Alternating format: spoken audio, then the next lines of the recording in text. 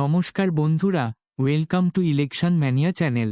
আজ আমরা আলোচনা করব 282 নম্বর কুলটি বিধানসভা কেন্দ্র নিয়ে।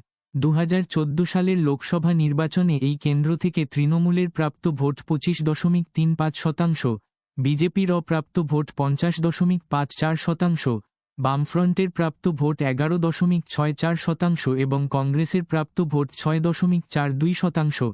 এই কেন্দ্র থেকে বিজেপির বাবুল সুপ্রিয় তৃণমূলের দোলা সেনের থেকে 40,285 ভোটে এগিয়েছিলেন।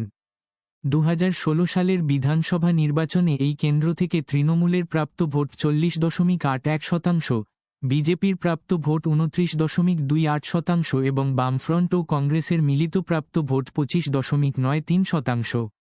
এই কেন্দ্র থেকে তৃণমূলের উজ্জ্বল চ্যাটার্জি বিজেপির অজয় কুমার পোদ্দারকে 19,488 ভোটে পরাজিত করেন।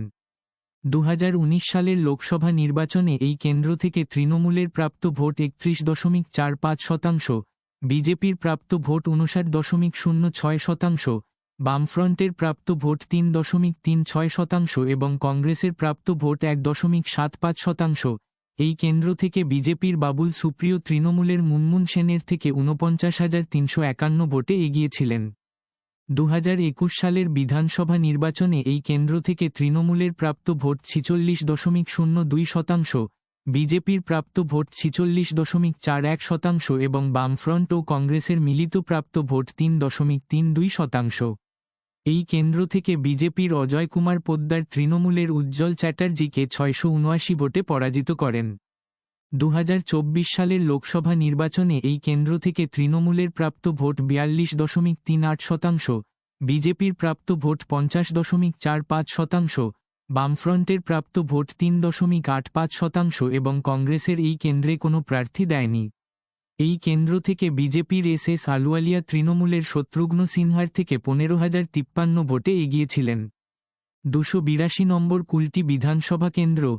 2026 সালের বিধানসভা নির্বাচনে এই কেন্দ্র থেকে সম্ভাব্য বিজয়ী কে হতে চলেছে সেটার আগে জানিয়ে রাখি যে আগামী পর্বে বারাবণী বিধানসভা নিয়ে আলোচনা করা হবে, তাই এরকম আরও তথ্য পাওয়ার জন্য চ্যানেলটি সাবস্ক্রাইব করে রাখুন। এই কেন্দ্রের মোট ভোটার 2,51,675। এই কেন্দ্র থেকে তৃণমূলের সম্ভাব্য প্রাপ্ত ভোট 46.44% ও বিজেপির সম্ভাব্য প্রাপ্ত ভোট 48.34%। 282 নম্বর কুলটি বিধানসভা কেন্দ্র। 2026 সালের বিধানসভা নির্বাচনে এই কেন্দ্র থেকে সম্ভাব্য বিজয়ী হতে চলেছে। এখন পর্যন্ত আলোচিত 78টি কেন্দ্রের ফলাফল।